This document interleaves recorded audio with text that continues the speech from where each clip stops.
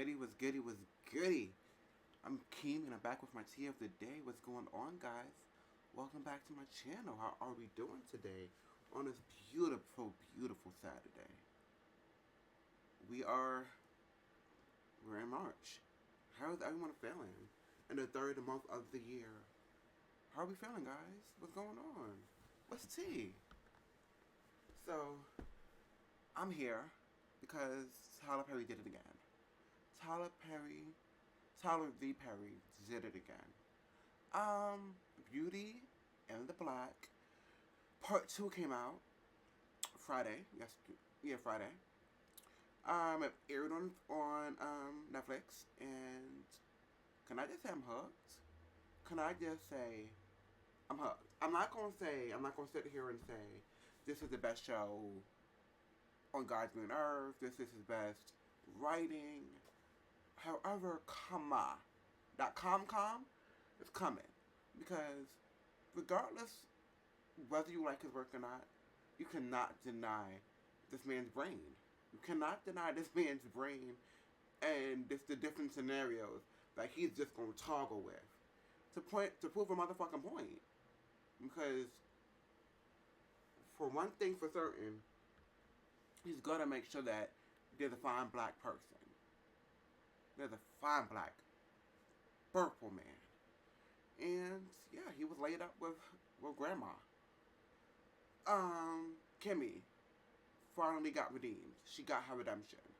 And I am so excited that part 2 did what it did. If y'all did not watch part 2, what are we waiting for? Because I don't want to spoil it for y'all, but we about to get into some things. Okay? Let's start off with Keemy. Kim Cam. So, as we know, last part 1, Keemy was about to do something to Body. And that Body, the Body was bodying, not gonna front. And so, Body got ran over by a car. As she should have. Was there the car scene, all that? No. They could have definitely wrote in that better, or acted it better. Yeah. I did that part. However, from then until that last episode of part 2, she was getting it in. After Body's done, right? Body's finito. We see that they got her sister. Now we know that. She know that they got her fucked up. But we was waiting to see. Okay, are you really gonna do what you need to fucking do, or is you just gonna act like you acting? Because if you act like you acting, it's not gonna be cute. It's not gonna give what it needs to give. But if you gonna actually defend your sister and go try to get her, what we doing? And she pulled up, and she played no games this part 2. So Body's on, done. Remember Delinda, one of the head honchos at the club, right? So she was still popping her shit this time and the third. Keemy pulled up like, okay, what's going on? What's going on? Where is my sister? And then, she wanted to still act all brave and mighty. She wanted to make sure, like, nah, fuck out of here. Jules is gonna get you. I don't know who the fuck you think you talking to in my motherfucking crib like that. So, oh, okay, I got you. And then Angel, God bless his heart. He is so simple, but so fine. It really be the fine people that be simple sometimes. I'm not even gonna fucking front. I'm not gonna act like that's not a trait. That's why it kind of is believable in a way, if that makes sense. So it was definitely giving that. She pulled up to the crib, and she blew Sweetie's brains out. Literally, brains on the floor. Splat. I don't know during the fighting scenes how people don't get bruised up, but nevertheless, that's what happened. That's 2 people down now. So Body's done. Delinda, finito. Let's get into how they started the scene now. Cause remember, Charles, fine brother. He was at the club, and they thought that he got blown up in the car, and then they come to find out that necessarily wasn't him. It was some nigga that he was trying to fuck, kind of scenario. So we have that dichotomy going along, and then the whole family's already divided. Let's be clear. And so, divide. Let's give it divide and conquer. And I am so happy that that wasn't him in the car that got blown up. I was like, oh, okay. It was crazy when he walked past um, his dude, or one of the dudes that he's messing with, because we already know how he gives it up. But one of the dudes that he's messing with, um, he was so fucking lost for words. Because, my dude, I was just at your family's house and they talking about you dad. But you walking up in my house like, well, huh? Please explain this to me because I'm confused. I am bewildered. I am beyond myself right now. I was supposed to be mourning and grieving and trying to plan out your funeral, and you just walking right past me like it's okay. Like it is okay. Like people did not think that she was dead. Make it make sense. When the math don't add up. When the math ain't mathing. So that happened. And then he presented himself to his family like, yeah, I'm still here. So don't have a party. Don't celebrate me and my death. Because I'm still here. I'm so well enough alive. I loved how this season they didn't deal with sex like that. Because we didn't really see, no, we seen one naked body. No, I'm lying. We seen like 2 or 3. But it wasn't as much as part 1. Part 1 was definitely giving, we gonna see some nudity. Part 2 was kind of a little subtle. What happened after? So we get that whole concept going. And then Keemy still, where is my sister? So whoever can listen, whoever will listen, she's gonna ask you, where's my sister? Bitch, where's my sister? Because I'm not playing with y'all no more. I'm tired of playing with y'all.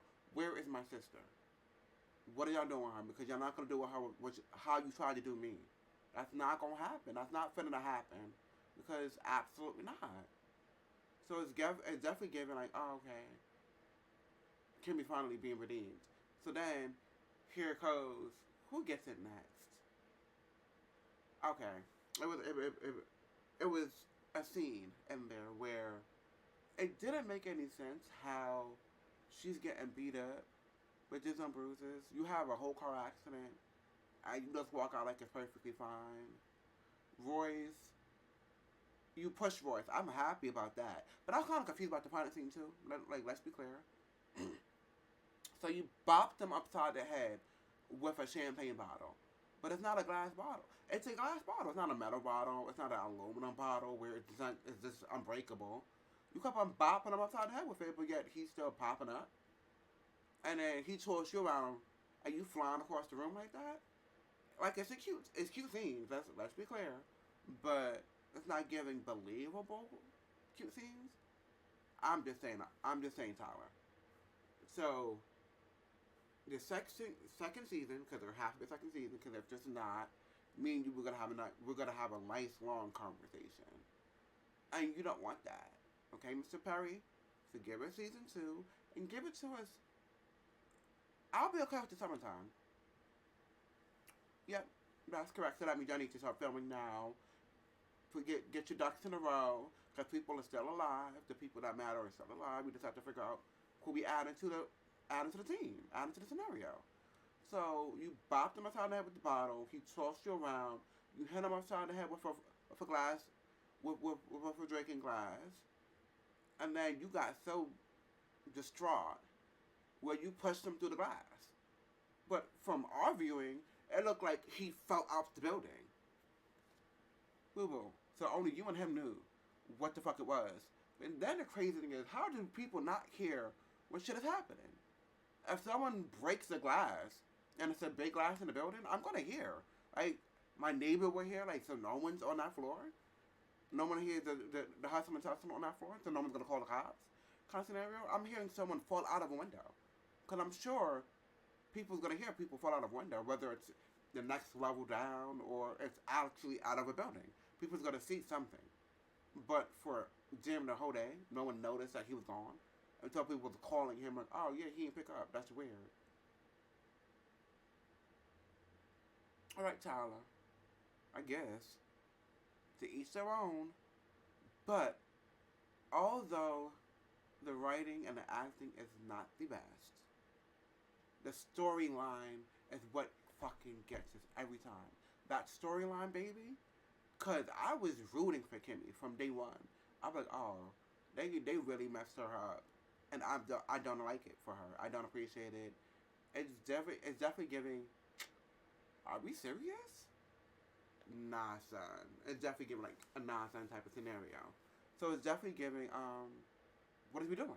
Okay, so Roy, Mallory finally find him over the ledge, found out who Keemy is. Horace is playing no game like, nah, I'm running it now. Because now I know what I know. And we're not doing this. So we have all of these different players like finding themselves and finding what's really actually happening, and other people being baffled at other people finding out, oh shit, we're about to get caught. Like, this is about to really go left. Why they went to the hotel, I don't know. I'm happy that baby was not underneath that bed, because Keemy would have been dead. And then the show would have been done, because the show is based around Keemy. And if we're being honest, if there's no Keemy, there's no show. So it's a great thing that Keemy's still here, and she's thriving. So he goes in the hospital, and he magically, basically, like, he's ill, like, the next day. He's walking out, and, like, nothing happened. Kind of confused about that.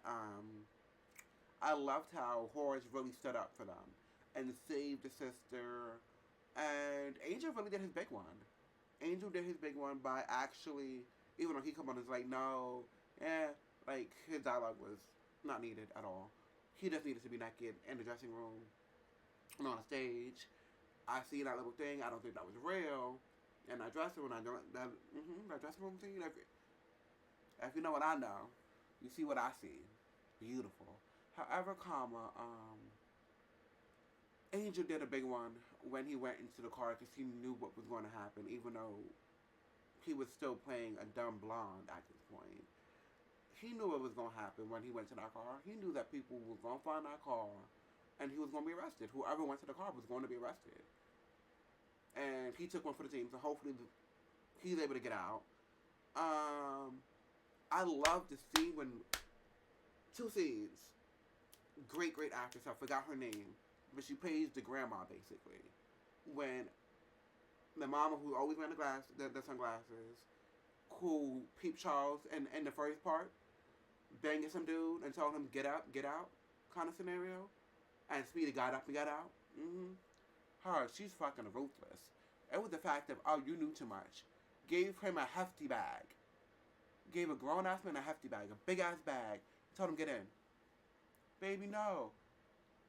You know too much. Get in the bag. Please just get in the bag, because I don't want to have to force you in the bag. I don't need to bruise you.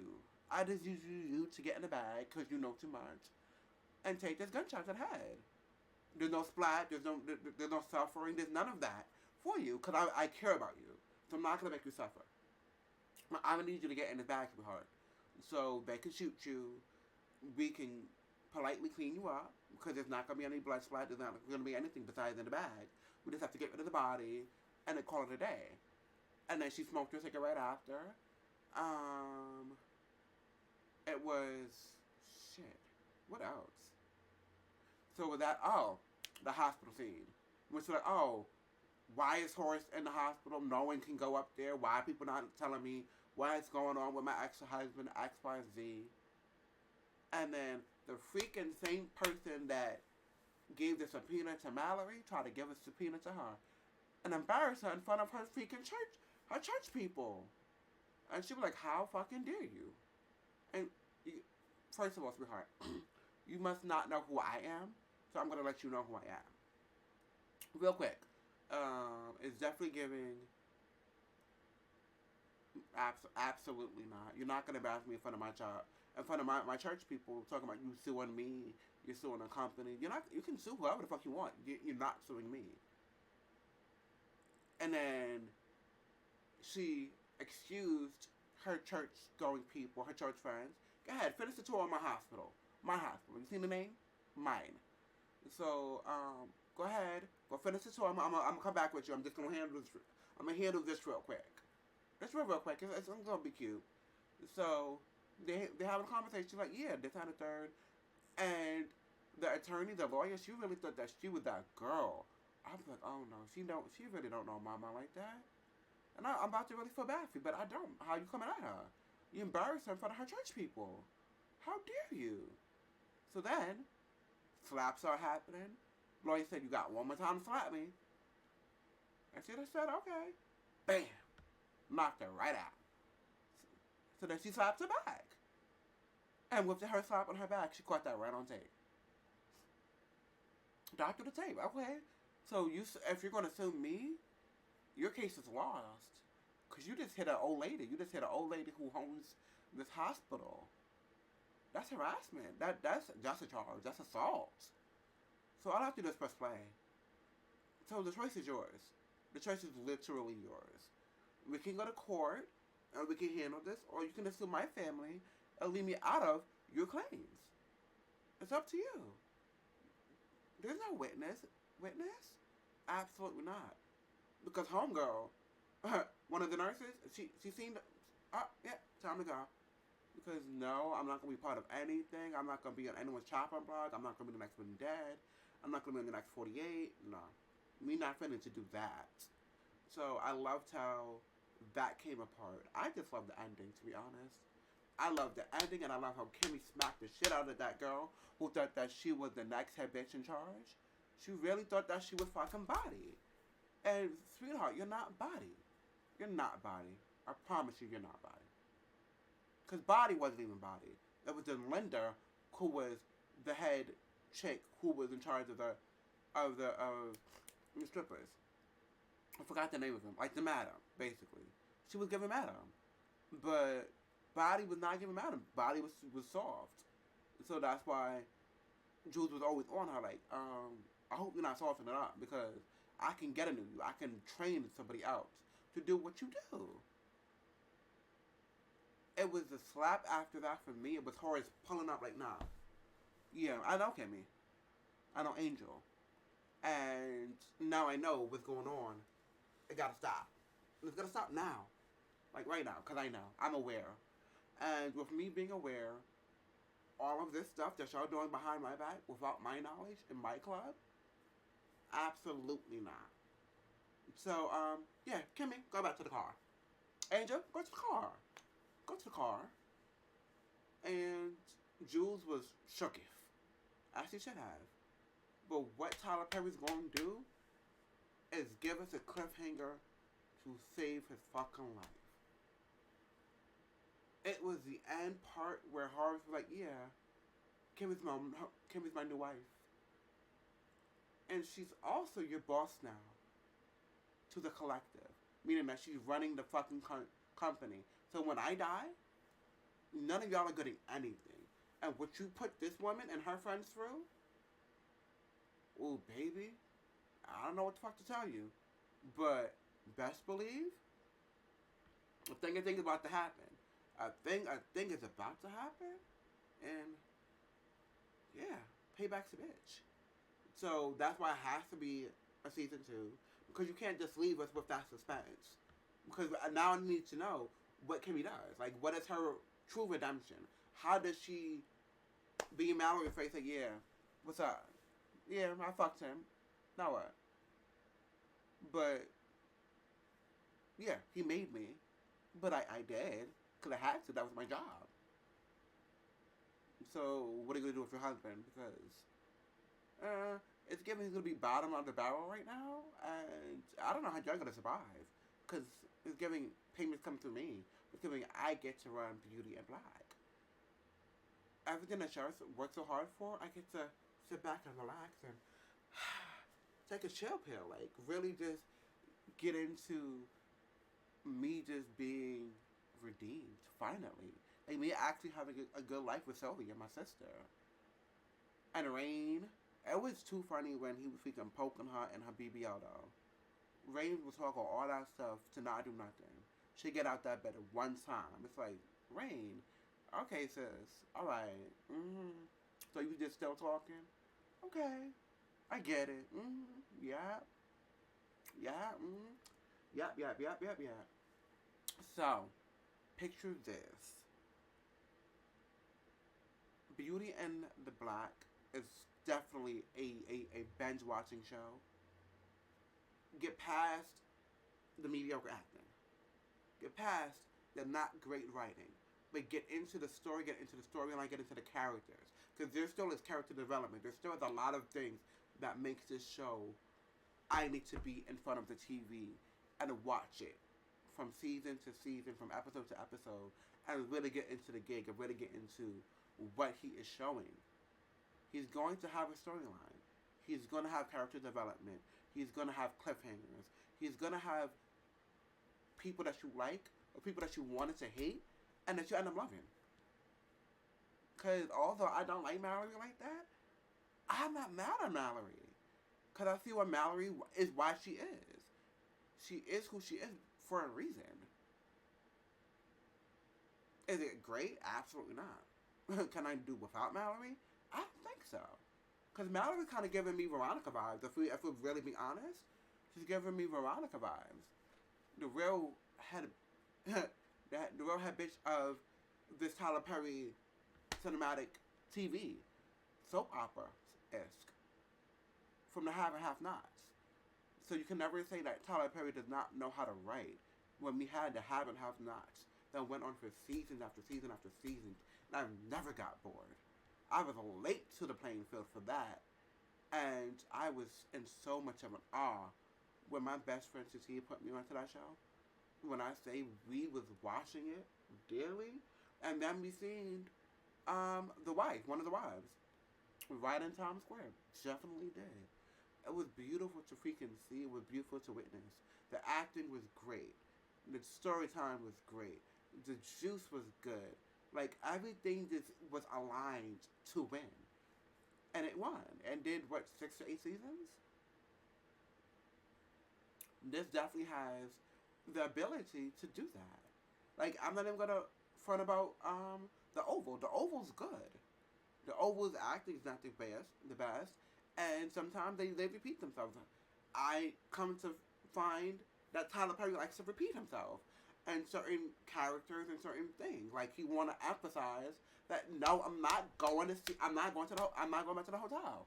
No, we'll not go back to see my sister. No, don't go see your sister. Don't go see your sister. Do not go see your sister. We're not going down to the hotel. Don't go see your sister. Okay, Tyler, we get it. I understood. We're not going to go see our sister, but knowing damn well, I'm going to go find my motherfucking sister. The fuck? But, for real. Despite those things, Tyler Perry is a genius. He's been doing this. He's been, like, the 666. A beautiful movie. I ain't get into it like that, because that's not my type of movie. But it was beautiful acting, and I loved the story. And he wrote that. He produced that. Medea. Staple. You know, yeah, capital S. Staple. Capital TP Productions. Giving the actors and actresses what they are worth. Paying them the most that they've ever gotten paid. Poirot? Come on. Stop playing with him. Stop playing with him. And Beauty in the Black is no different. Mia Coppola. Decent movie. I like Kelly in it. I appreciated Kelly's acting in that movie. I appreciated her being the leading actress. I appreciated him giving her that support and that role, knowing that she needed that. So, Tyler, I'm ready for the next one. I'm ready to get into what that next one is, because I already know it's going to be magical. Not next season. Just don't make us wait too long. But start preparing it now. Start getting into the writing room. Start getting the actors together. Start figuring out who else you want to add to the team. Who is now going to be leading that. Don't tell me Horace is going to die first season of season 2. I don't need that. But I definitely need the family to feel stricken. I definitely need them to feel like, oh shit, the cat's out the bag. Keemy is in charge of us now. Keemy's running. And of course there's going to be insubordination. Of course he's going to be like, oh, okay, you really thought you was tough. You really thought you're... What did Roy say to Keemy? You think you're dominant? Bam! She definitely showed him who was dominant. Period. But thank you, thank you, thank you. This is Keemy, and I was back with my tea of the day. And matter of fact, no. Let me get into another show real quick. It's called The Act. The Act it is about Gypsy, a girl named Gypsy and her mom, and her mom definitely. I wanted to say she was a good mom at first. I really did, and it came to come. I had a realization that she's not that good. She had good intent. No, she didn't. She was a messed up individual. Why am I even lying? Okay, so picture this. So it is this girl and her mom, and her mom is about not really holding down a job, don't really have anything going for herself. And so she makes her daughter disabled and forces her to paint this picture so they can get all of these awards and all of this money from different people.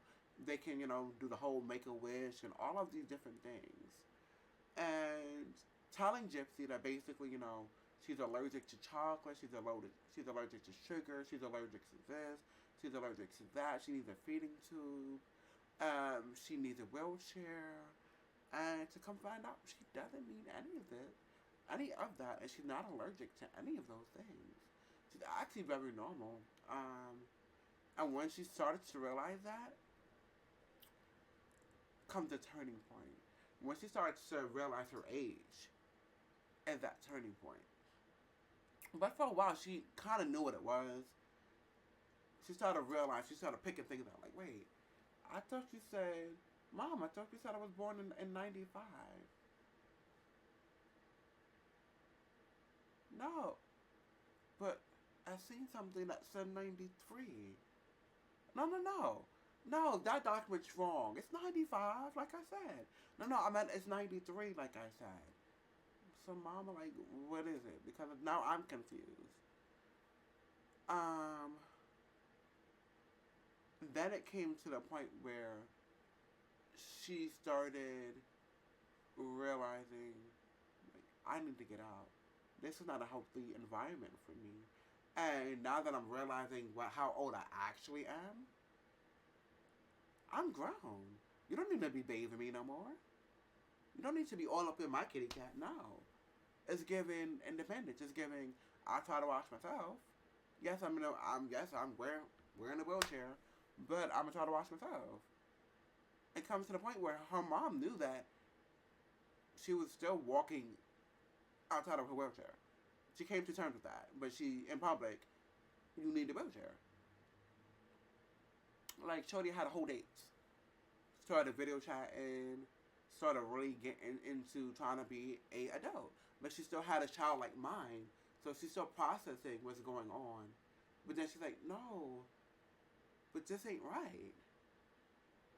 But I like how I'm being treated, and I know that this is my mom. She'll never do me wrong. Like, she'll never steer me wrong.